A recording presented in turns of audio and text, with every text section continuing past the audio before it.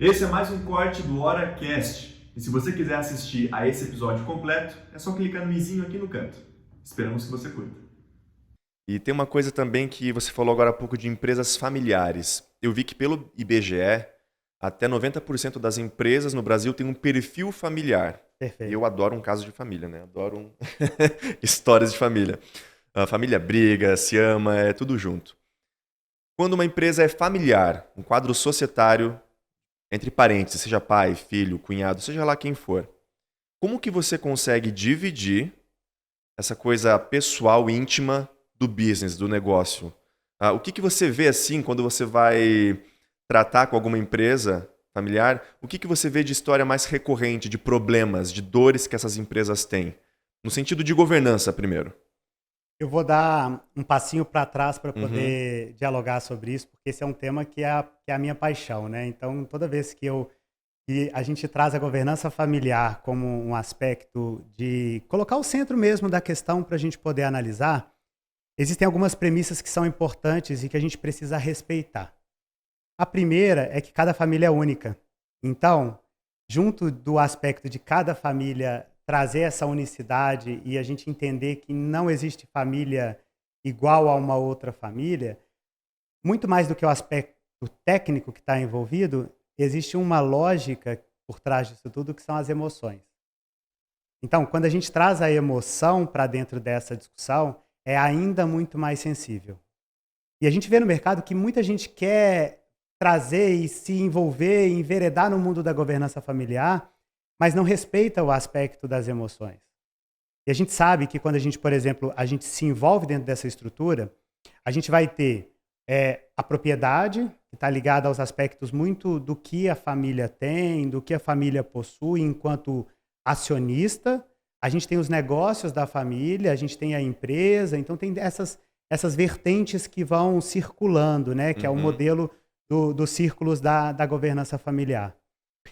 E de uma forma bem direcionada, se a gente entende que cada família é única e a gente respeita o aspecto da emoção, quando a gente olha para todo esse meandro que perpassa as emoções que estão envolvidas, a gente tem que ter essa sensibilidade de entender, Johnny, porque se a gente simplesmente quiser trazer as práticas do mercado e estabelecer elas para dentro de uma organização de natureza familiar, a gente corre o risco de quebrar uma empresa. E o IBGE traz esses dados e são interessantes porque aproximadamente 90 a 91% das empresas elas são de natureza familiar. Uhum. E pasme, apenas 3 a 4% chegam à terceira geração, num processo de perenidade e longevidade. Caramba, não, calma aí. Você está me dizendo que desses 90% das empresas brasileiras, só 3% consegue passar da terceira geração. Antes disso, a empresa fale. Exatamente, cara. Quem não tá sendo considerado nesse indicador significa que essa empresa de alguma forma deixou de existir. Caramba, cara, que assombroso isso. Que É.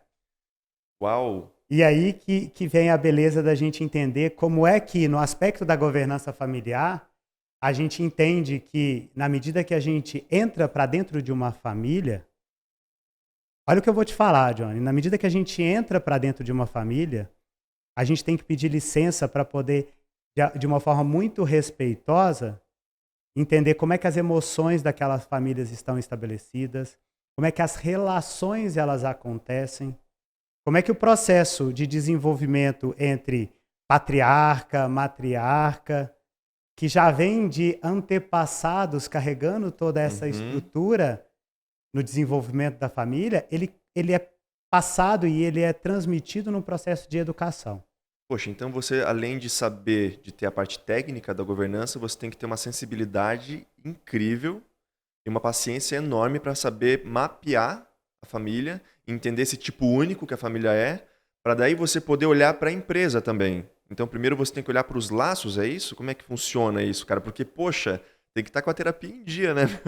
Cara, sem dúvida, assim, eu vejo assim, a gente enquanto indivíduo, a gente traz dentro da nossa estrutura, né, de mentalidade e de desenvolvimento, nós somos reflexo do que a gente vivenciava, do que a gente sentia e do que a gente se referenciava enquanto criança.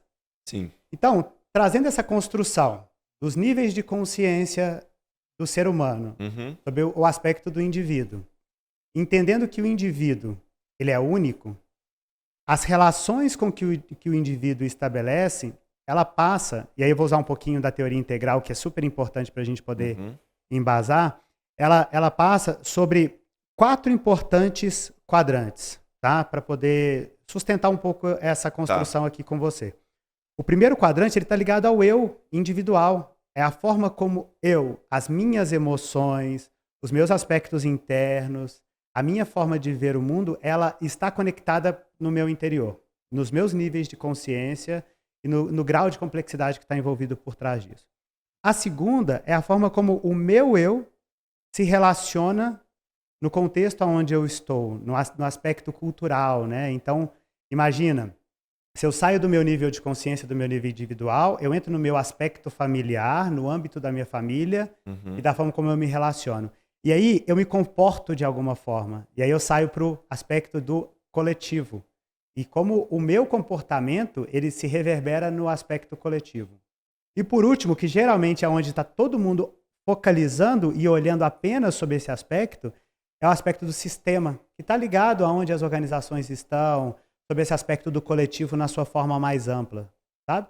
E aí quando você traz esse aspecto para dentro da família, aonde que está a falha? E por isso que a gente precisa considerar e entender esse aspecto individual.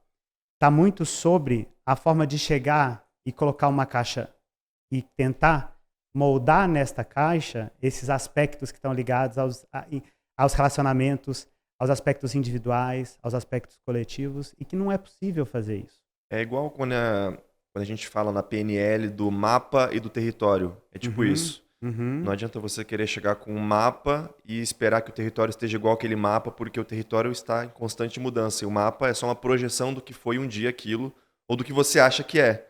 Então, o que você está querendo dizer é que você precisa levar tudo em consideração como é, como está acontecendo, e não chegar com uma pré-concepção sobre aquilo. É mais ou menos por aí? Perfeito. Aí entra a emoção, aí entra a gente tirar somente o conhecimento técnico, aí entra a gente vivenciar a realidade da família. Tem que mergulhar naquilo, né? Sem dúvida, sem dúvida. E quando a gente vai e a gente entende essas características, aí sim a gente caminha para esse modelo da governança familiar, que é algo que vai muito específico, pensando assim, qual é o nosso desafio? O desafio é mudar esse indicador. O desafio é sair dessa realidade, que é uma realidade que por muitos anos a gente vivencia, de que apenas 3 a 4% das empresas brasileiras passam da terceira geração. Isso significa que um grande sonho, que uma grande ideia que um dia nasceu e que se tornou uma empresa, que ocupou a sua função enquanto organização no aspecto onde ela vivia, de alguma forma ela não se sustentou no processo de transição entre gerações por várias questões que não foram respeitadas ou que não foram envolvidas. Tá. E aí, além de emoção, Johnny, a gente pode falar de tabu, a gente pode falar de várias outras coisas que, se deixar, a gente vai ficar aqui o dia todo falando. Mas eu acho que faz muito sentido a gente pensar sobre essa ótica. É muito complexo, né? Tem muita coisa envolvida.